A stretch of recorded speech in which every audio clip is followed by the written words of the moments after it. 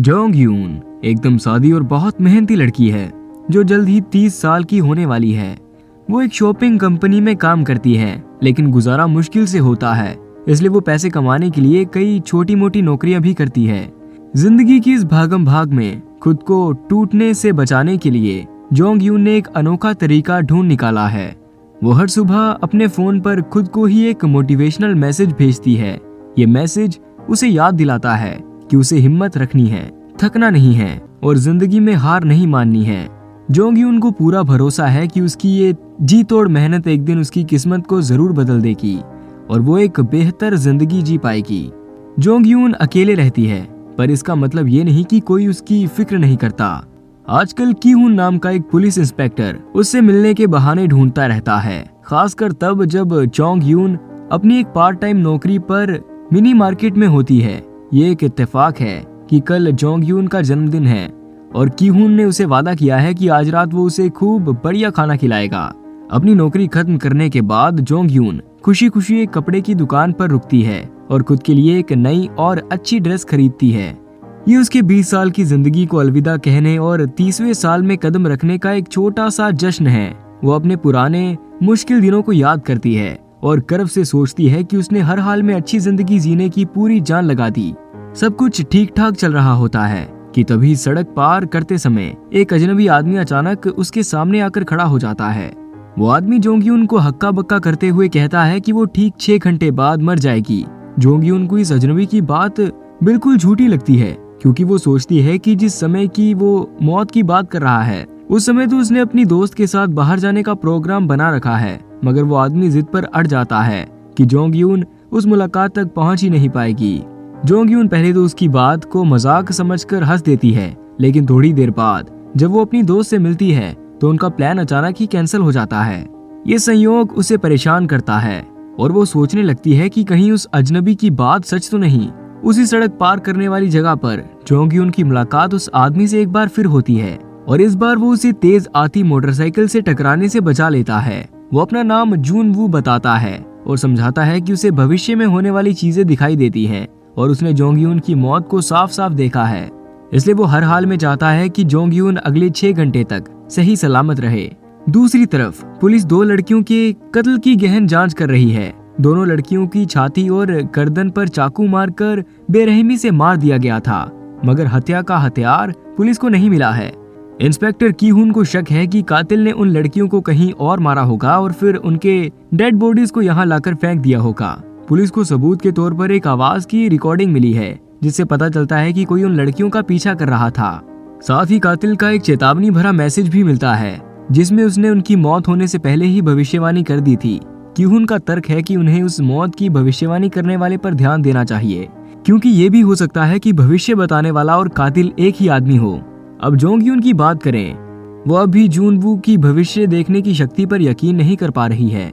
जून वू खुद भी नहीं जानता कि उसे ये अनोखा गिफ्ट क्यों मिला है। वो सिर्फ कुछ खास लोगों का ही भविष्य देख पाता है। उसे सिर्फ मौत की झलक नहीं दिखती, बल्कि ऐसी आश्चर्यनीय बातें भी दिखती हैं जिन पर आम आदमी कभी यकीन नहीं कर सकता। जून वू की सबसे बड़ी परेशानी यह है कि वो अपनी इस शक्ति को अपनी मर्जी से इस्तेमाल नहीं कर सकता। उसके दर्शन अचानक बिना बताए ही आ जाते हैं। जिज्ञासा से भरकर जोंग यून उससे पूछती है कि वो कैसे मरेगी। क्या कोई कार एक्सीडेंट होगा, दिल का दौरा पड़ेगा या कोई अजीबोगरीब चीज होगी। जून वू साफ साफ बताता है कि उसकी हत्या की जाएगी और उसे सीधे छाती में चाकू मारा जाएगा। लेकिन दिक्कत यह है कि वो कातिल का चेहरा ठीक से नहीं देख पाया है। वो उससे पूछती है कि उसे कैसे पता चला कि उसके पास सिर्फ 6 घंटे बचे हैं। जून वू बताता है कि उसने अपने दर्शन में उसे ठीक वही कपड़े पहने हुए अपनी कलाई की घड़ी देखते हुए देखा था, जब घड़ी में ठीक रात के 12 बज रहे थे।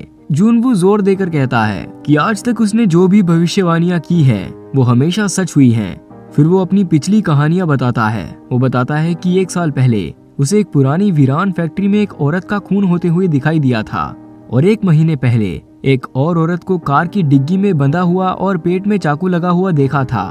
जून वू ने उन दोनों औरतों को चेतावनी देने की पूरी कोशिश की, पर अफसोस उन्होंने उसकी बात पर यकीन नहीं किया और दोनों की ही मौत हो गई। जून वू के दिल में नाकामियों का गहरा अफसोस था। वो जानता था कि पहली बार वो इसलिए हार गया क्योंकि उसके पास उन औरतों की मौत का कोई सही वक्त नहीं था। पर जोंग यू का मामला अलग है। इस बार उसके पास मौत का सटीक वक्त है। यानी रात के ठीक 12 बजे। यही वजह है कि जुनवू को पक्का यकीन है कि अगर जोंगयू उस पर भरोसा करती है तो उसे बचाने का मौका अभी भी है। वो जोंगयून को समझाता है कि शायद किस्मत को पूरी तरह बदलना मुमकिन ना हो, पर लड़ना जरूरी है। वो एक समझदारी भरा सुझाव देता है कि अगर तुम्हें पता है कि कोई तुम्हें मारने वाला है तो चुप बैठे रहने से अच्छा है कि तुम खुद ही ये जांच शुरू कर दो कि आखिर तुम्हारी जान का दुश्मन है कौन। जोंगयून को उसकी ये बात सही लगती है और वो डर को किनारे रखकर तैयार हो जाती है।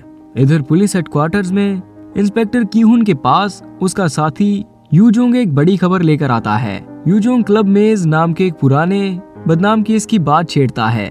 ये वही क्लब था जो नाबालिग लड़कियों के गलत इस्तेमाल में फंसा हुआ था और संयोग से इस जांच की शुरुआत कीहुन ने ही की थी। यूजोंग चौंकाने वाला खुलासा करता है। संकेत मिल रहे हैं कि इस पुराने क्लब और अभी चल रहे सीरियल क्लबों के बीच कोई ना कोई रिश्ता है। सबूत मिले हैं कि मारी गई सभी लड़कियां कभी ना कभी इस क्लब में मेज में काम कर चुकी थी। अगर ये रिश्ता सच निकला तो शिकार होने वाली औरतों की गिनती बहुत ज्यादा हो सकती है और ये मामला पहले से ही कहीं ज्यादा संगीन हो जाएगा। जोंगयून की मौत के समय तय होने में अब सिर्फ 5 घंटे बचे हैं। जोंगयून को पूरी तरह शक हो चुका है कि कोई छिपकर उसका पीछा कर रहा है। उसे याद आता है कि वो आदमी उसका एक पुराना क्लाइंट है जब वो एक रेंटल गर्लफ्रेंड के तौर पर काम करती थी। उस दौरान जोंगयून को उस आदमी के साथ 3 घंटे बिताने के लिए पैसे मिलते थे, बस टहलना, खाना खाना या कोई फिल्म देखना। लेकिन जब से वो क्लब बंद हुआ जोंगयून को हर वक्त एक अजीब सी घबराहट और डर महसूस होता रहता था, जैसे किसी की निगाहें हर पल उसे देख रही हैं। उसने डर के मारे पुलिस में शिकायत करने की भी कोशिश की थी, पर उसके पास ये साबित करने का कोई सबूत नहीं था कि वो आदमी उसका पीछा कर रहा है, इसलिए पुलिस ने कोई एक्शन नहीं लिया।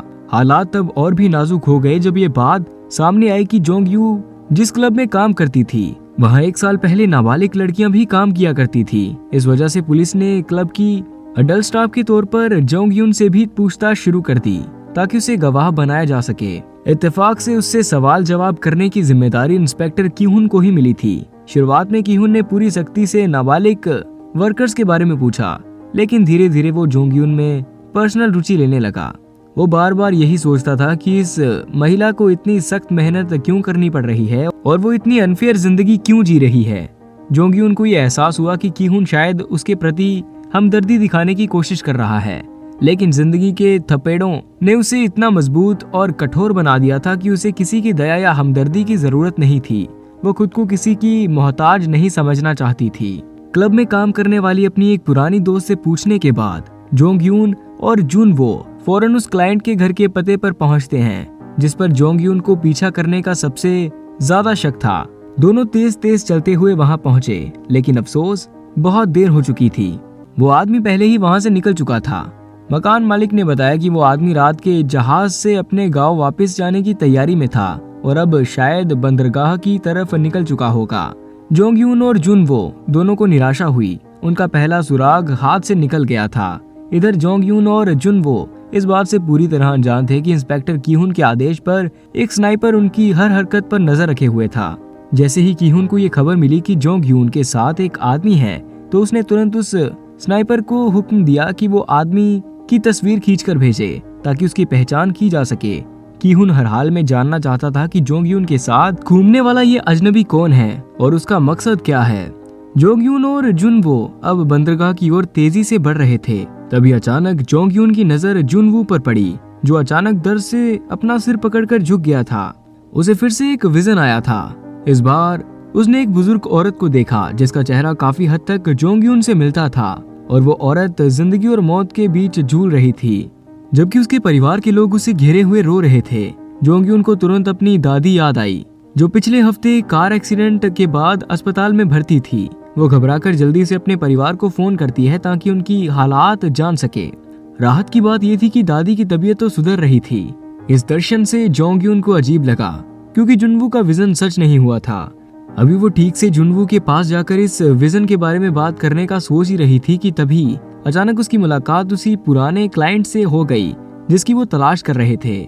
जुनवो फौरन जोंगयून के पास आकर खड़ा हो गया। उसे डर था कि कहीं ये आदमी कातिल ना हो और जोंगयून को नुकसान ना पहुंचा दे, लेकिन उस आदमी ने शांत होकर बताया कि वो शहर छोड़कर इसलिए जा रहा है क्योंकि जब से वो जोंगयून से मिल नहीं पा रहा तब से उसकी जिंदगी उसे बेकार और बोरिंग लगने लगी। उसे जीने का कोई मकसद नहीं मिल रहा। उस आदमी ने अपने बैग से एक छोटी प्यारी गुड़िया निकाली। यह वही गुड़िया थी जो जोंग यून ने पहली बार मिलने पर उसे दी थी। वो प्यार से उसे गुड़िया वापस करना चाहता था। अलग होने से पहले जोंग यून ने उससे एक गहरा सवाल पूछा कि वो उनकी मुलाकातों के दौरान इतना चुप क्यों रहता था।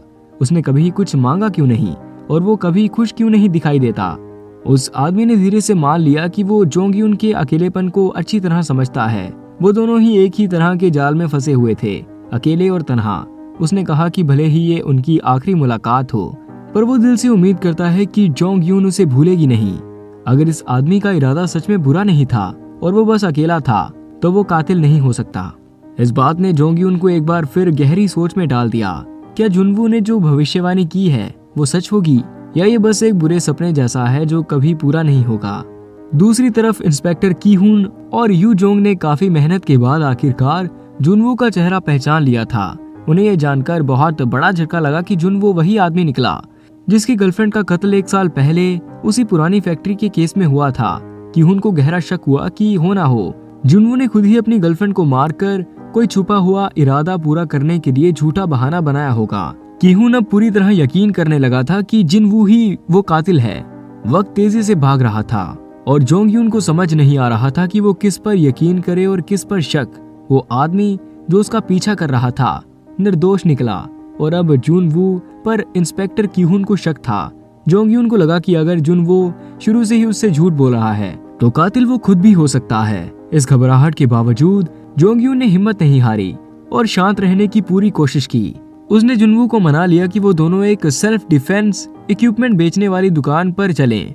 जोंग यून ने तर्क दिया कि अगर किस्मत में मरना ही लिखा है तो कम से कम वो खुद को बचाने की कोशिश तो कर सकती है ताकि दर्द को कम किया जा सके। दुकानदार ने उन्हें कई तरह के चाकू और एक बुलेट प्रूफ जैकेट दिखाई। जोंग यून ने गौर किया कि जैकेट सिर्फ गोली रोक सकती थी, चाकू के वार से बचाव नहीं कर सकती थी।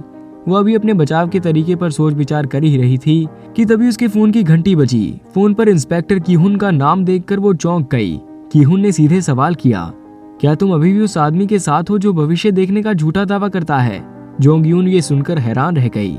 उसे समझ नहीं आया कि की-हुन को ये सब कैसे पता चला कि वो जुनवू के साथ है। की-हुन ने उसे सख्ती से चेतावनी दी कि जुनवू सीरियल किलिंग के मामले में सबसे बड़ा सस्पेक्ट है और उसने जोंग यून को जो भी भविष्यवाणी बताई है वो सब झूठ है। की-हुन ने दावा किया कि जुनवू सबसे ज्यादा जोंग यून की जान लेना चाहता है। की-हुन ने उससे विनती की कि वो उसे जुनवू को पकड़ने में मदद करे और कसम खाई कि कुछ भी हो जाए वो जोंग यून को पूरी तरह से सुरक्षित रखेगा।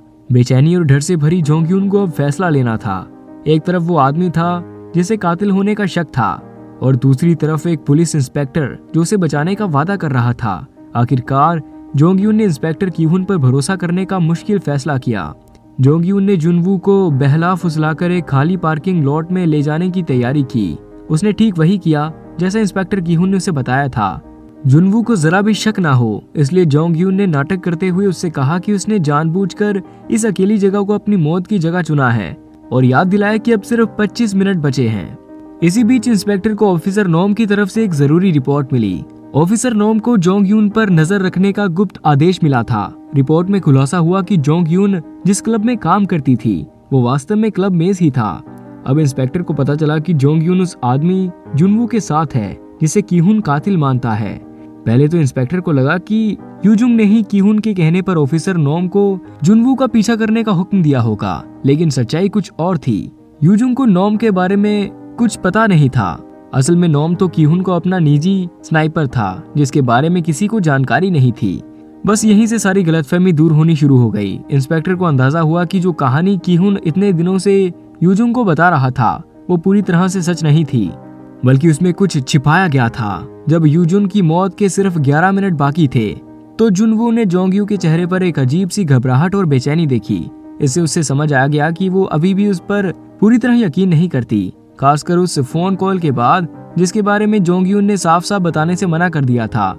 जुनवू को लगा कि कुछ तो गड़बड़ है। अब जोंग यून की जिंदगी के सिर्फ 3 मिनट बाकी थे। तनाव इतना बढ़ गया था कि जोंग यून पूरी तरह बेचैन हो गई थी। उसका डर इतना ज्यादा था कि उसने जुनवू को छूने तक नहीं दिया। जुनवू जानता था कि उसकी भविष्यवाणी देखने की बात का यकीन करना आसान नहीं है, लेकिन बेचैनी में उसने जोंगयून के आगे हाथ जोड़े और भीख मांगी कि बस एक बार मुझ पर भरोसा कर लो, ये वक्त सच में खतरनाक है। ठीक उसी पल जिस पल का इंतजार था, इंस्पेक्टर कीहुन वहाँ तूफान की तरह पहुँचता है। वो बिना कोई वक्त गवाए अपनी सर्विस बंदूक सीधे जुनवू के माथे पर तान देता है और जोरदार आवाज में जोंगयून को छोड़ने का हुक्म देता है। कीहुन को लगा कि वो हीरो बनकर बचाने आया है, पर जुनवू पूरी तरह से तैयार था। जुनवू ने जरा भी देर नहीं लगाई और अपनी जेब से फोल्डिंग चाकू निकाला। जुनवू को यकीन था कि कातिल अब सामने ही आएगा। उसकी आंखों में खतरा साफ दिखाई दे रहा था और उसने बंदूक तने होने के बावजूद चाकू गिराने से साफ मना कर दिया। इंस्पेक्टर कीहुन के लिए जुनवू की ये हरकत किसी भविष्यवाणी को नहीं, बल्कि इस बात का सीधा सबूत थी कि वो पागल हो चुका है और अपनी ताकत दिखाना चाहता है कि वो जिसे चाहे मार सकता है। तभी जुनवू की तेज नजर कीहुन के हाथ पर बनी एक टैटू पर पड़ी। वो टैटू देखते ही जुनवू के दिमाग की सारी उलझन दूर हो गई और सच्चाई उसके सामने साफ हो गई। उसके विजन में दिखने वाला खतरनाक कातिल कोई और नहीं, बल्कि भरोसेमंद दिखने वाला इंस्पेक्टर कीहुन ही था। जुनवू ने बचने या रुकने का मौका नहीं दिया। वो फौरन कीहुन पर हमला करने के इरादे से झपटा, लेकिन किस्मत इस बार भी धोखा दे गई। कीहुन एकदम तेजी से गोली चलाता है और दर्द से कराहता जुनवू जमीन पर गिर पड़ता है। जोंगयून ने तेजी से अपने फोन पर वक्त देखा। घड़ी में ठीक रात के 12 बज चुके थे। ये देखते ही उसे सांस आई और उसने राहत महसूस की। वो बच गई। उसने मान लिया कि मौत का वक्त निकल चुका है, मगर जब उसने अपने हाथ की कलाई घड़ी पर नजर डाली तो वो डर के मारे कांप गई।